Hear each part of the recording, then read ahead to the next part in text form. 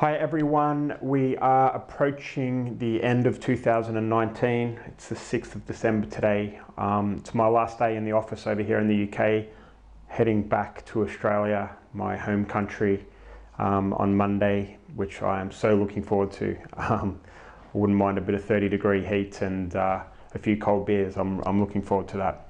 But anyway, what have I learnt from 2019? It's been, well, I don't know how I'd explain this year. I think maybe the year of resilience for us as an agency, and as someone who teaches people how to build a pay-per-lead agency. It's been at times, frustrating because of this first point here. Facebook has been painful. Everything to do with Facebook and the advertising platform as a whole, it's really been challenging. And some of our ad accounts were getting shut down. Ad accounts for all of our students, and we're in a lot of Facebook groups, and it just seems like it's complete mayhem in Facebook land, and that's been difficult to cope with. But luckily, I would say probably around February, even a little bit earlier, February of this year, we kind of saw these things coming, and we saw the changes happening at Facebook, and we started preparing for this occurrence. And what we did well in advance of the shit really hitting the fan is we started running ads on different traffic platforms, and the two that we've doubled down on are YouTube traffic and Twitter traffic. And it's been huge for us.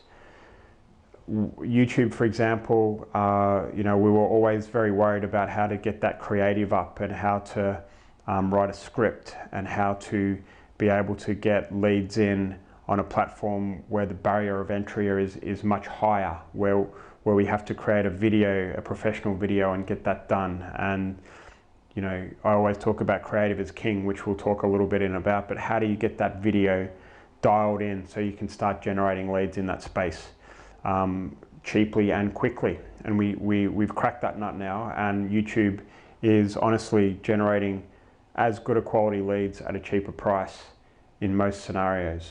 Okay, not all of them, but that's just a function of creative, really. It's a gold mine on that network, and we're really excited about it.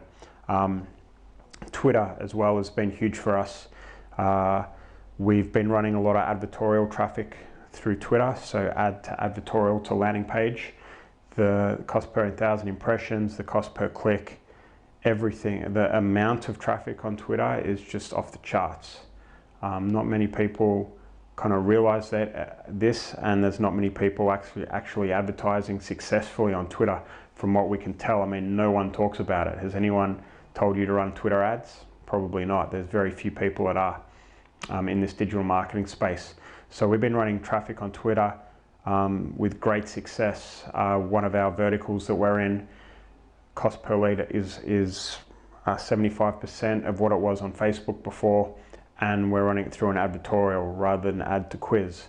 So advertorial leads are usually the best quality, and it's been doing really well because Twitter's kind of a newsworthy type, news sharing type platform. If you can create content, people are in the frame of mind to read content and then click through to a landing page and become a lead. Creative is still king. I always talk about this. And I think you guys know that it is the case. But what we're seeing now is that machine learning is getting smarter and smarter and smarter and smarter. So gone are the days of being a savvy media buyer where you need to have 100 different campaigns with targeting for every single Android device or every single mobile device, and breaking it down to in like tiny little pieces for each campaign, and then switching stuff off and playing with bids and scripts and auto rules and all of that type of stuff. It's good news. All of that's gone out the window, in my opinion. It is now more about the creative than ever. And when I talk about the creative, I don't just mean the images in the ads or even the copy in the ads. If you look a step back, even before that, it's time for us as advertisers to get smarter and begin to look for different angles into a market. I always use car finance as an angle, but there's so many people when I look at car finance as an industry, when I look at the ads that people are putting out there, it is zero deposit, car finance for bad credit, become a lead and we'll match you with the best broker type stuff. I mean, everyone's doing it and it's boring, and the only people that are winning in these scenarios are the companies with very deep pockets. It's time to move away from trying to compete with these people and begin to look at different angles into the market. And I am a business owner and I'm looking for a new car, and I'm not sure what the best option is for me when I'm buying a car. Is it to buy it through my business? Is it to buy an electric car? Is it to buy it outside of my business? Is it to buy a second-hand car for cash? And if you can help people with an angle into the market like this and an ad that solves a problem, then that's what I'm talking about here. That's why creative is so important. So if you came up with a campaign that was based around, is it better to buy your car inside your business or outside of your business? Take this quick survey and we'll tell you based on your answers, and personalizing the results. And there's 5 million business owners in the UK, and if I saw an ad like that, it would certainly be a lot more beneficial for me to click on than an ad that's talking about the zero deposit down and car finance for bad credit. It's boring. Everyone's been there and done that. It's not how you win in 2020. And it's become more apparent than ever. And if you can come up with that angle into the market, i.e. that creative, then the machine learning will do the rest. You can literally target the whole of your country with that type of ad, and you'll get as many leads as you did if you had a breakdown of 100 different campaigns, maybe at a cheaper price. Facebook, Google, Twitter, not so much Twitter, but definitely Google and definitely Facebook. The algorithms are so smart that it's all you have to worry about. Second last thing, we loved Ibiza. We had our first retreat in October this year in Ibiza. We had 11 different business owners turn up, agency owners, and we had some great content, a great time. And we decided we're going to do it again in 2020 in October, same venue, Ibiza again. We've already had one speaker confirm. His name's Bobby Stocks. A few of you might have heard of him.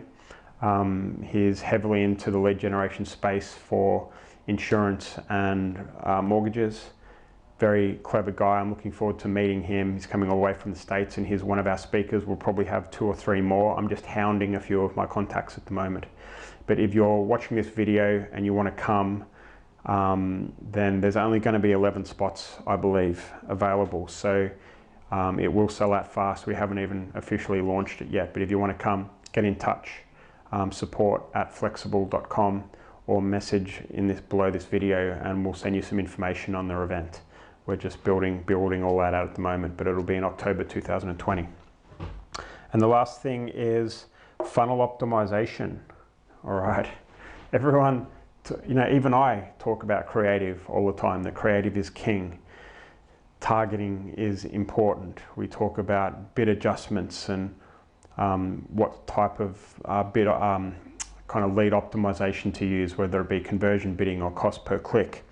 We talk about all of these different aspects inside of the ad network sphere, I guess. And we even talk about it on different ad platforms. But no one is talking about how to optimize your funnels and split test them properly.